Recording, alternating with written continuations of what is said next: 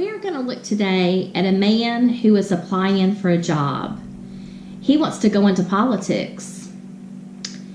If political advisors were to give him advice as to whether or not this would be a good fit for him, does he need to pursue this, they would tell him, no, you don't need to do this.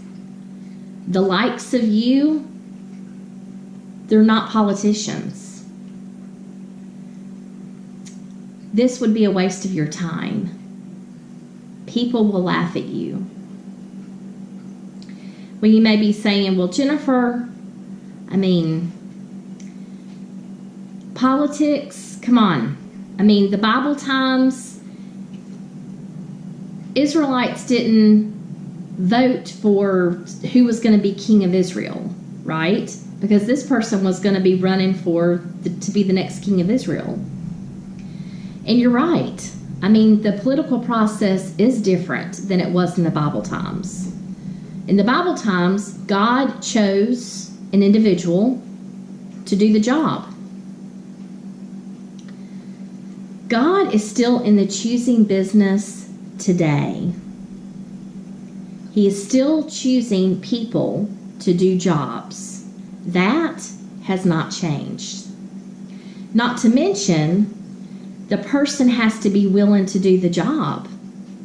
God is not going to choose somebody if that person is not willing to do the job, is not applying for the job, is not running for political office.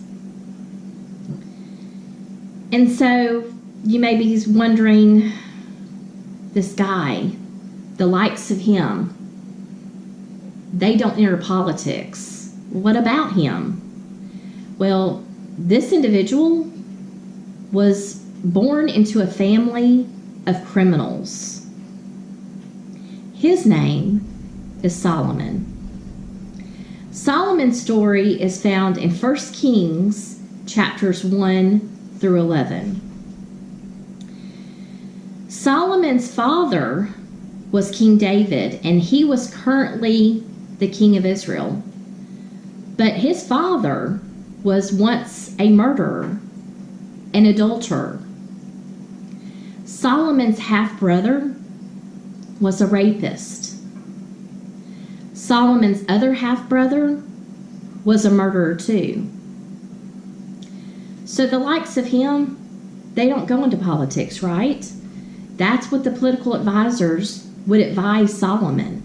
This would be a waste of your time. Well, Solomon ended up running for this political office, and there was another individual running for the same political office, and Solomon won. Solomon was the third king of Israel, the first in Israel's history to be king with such a dirty, nasty label thrown on him, a family member of criminals. This story today that we're going to look at is a David and Goliath situation. The impossible was made possible for David. The impossible was made possible for Solomon. How was he able to make such a courageous stand in even applying for this position? He had a strong relationship with God. He saw himself, not how others saw him, not as a family member of criminals, but as how God saw him. How did God see Solomon? God saw Solomon as a man who he allowed to be born into a family of criminals. Solomon had no control over the family he was born into. Furthermore, Solomon had no control over his family members' actions. Those actions conducted by his family members were their actions, not his actions. He's not responsible for their actions. His father, his half-brothers, they're responsible for their own actions. And so that is how Solomon was able to take this courageous stand of running for political office. Well, how do we know that he got to the point to see himself like that? How do we know that he had a strong relationship with God? Well, in his story, you're going to find 3 areas, proof that he had a relationship with God. In the first area was found in 1 Kings chapter 3, verses 5 through 10.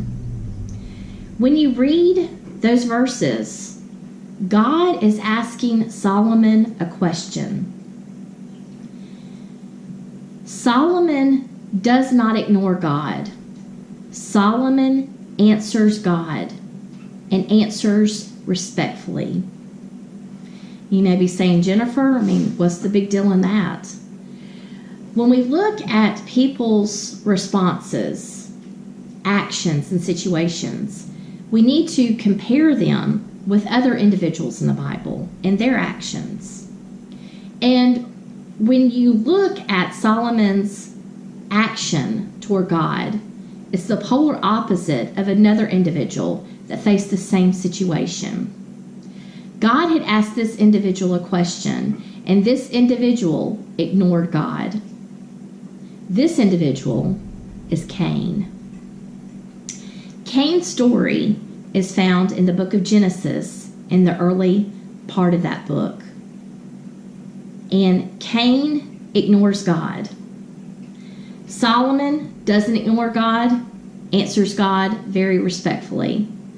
2 individuals, polar opposites. The second proof that Solomon had a relationship with God is in 1 Kings chapter 3, verse 4. You're going to read that Solomon offered 1,000 burnt offerings.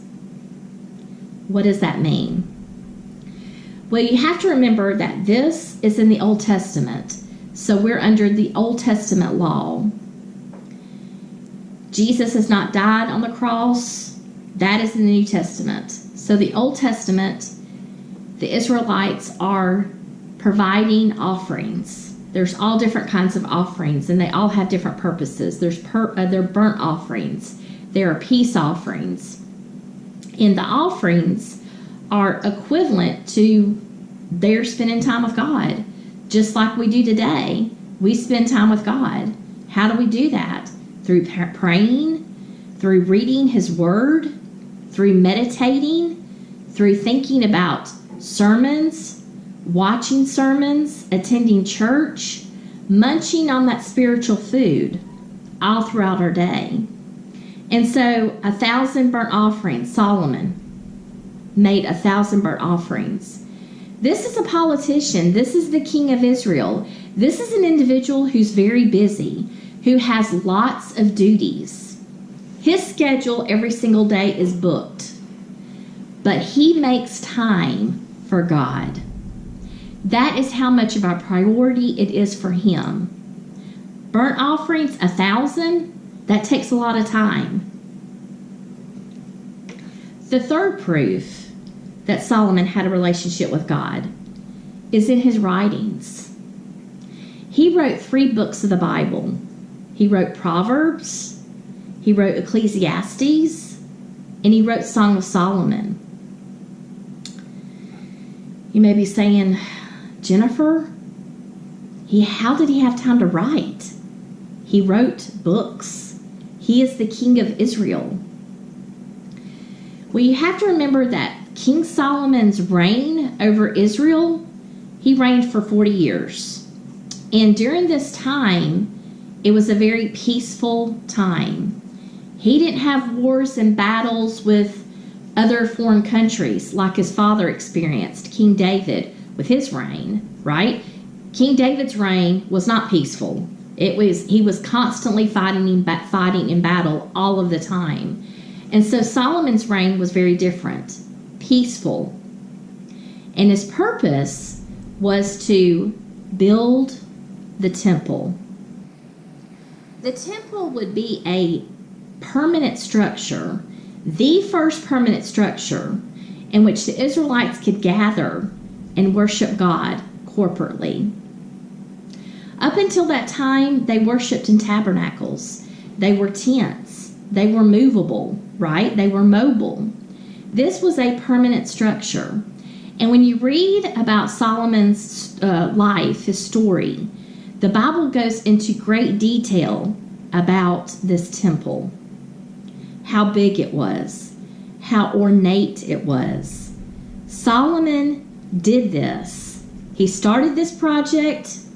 He finished this project in 7 years. And when he was building this temple, there was no opposition going on. It was complete peace. And so what's extraordinary about that? Well, Solomon was wealthy in two areas. He had spiritual wealth. What do I mean by spiritual wealth? He was a man that was full of spiritual wisdom and discernment, something that he knew he needed for his job. Because as king, he was a judge. He presided in courts. He needed to know who was the truth teller and who was the lie propagator in that court. And the only thing that trumps lies is a person who is full of spiritual wisdom and discernment. So he had a lot of spiritual wealth. He also had a lot of physical wealth. He was the wisest and the wealthiest man who ever lived. And so you're talking about a man who knew how to battle laziness. To be able to start a project, building the temple, he wasn't just a starter, he finished. He was a finisher. It took 7 years. And it would have been very easy for him to start something and not finish it. It would have been very easy for him to do the bare minimum. But when you read about this temple, the dimensions, everything about this temple, all the details, Solomon gave this 100% effort, the best that he could have ever done. So he was an expert in how to battle laziness. He could have been lazy. He was an expert in how to battle monotony, how to battle discontentment, how to battle being a workaholic, how to battle greed. Solomon, when he was king of Israel, he learned how to do so many things. He was very ambitious. He was a student that wanted to learn from his teacher, God. He was the best public speaker. He was the best author. He was the best building contractor, building that temple. He was the best admiral. He had to conduct a trade route on the seas to get the wood and necessary materials to go into the temple. He was the best Supreme Court judge, and he was the best businessman. You want to learn how to do those things? You want to learn how to battle laziness, greed? Study his life, because he became the expert in those areas. How so important it is for us to be able to see ourselves as God sees us. That allows us to be courageous like King Solomon, so that God makes the impossible very possible for us. Well, next time we're going to look at part 2, and we're going to look at King Solomon's opposition, the man who was running against Solomon in this political race. You're not going to want to miss this. That is my spiritual food for you to munch on the rest of the week. I can't wait to see you next time.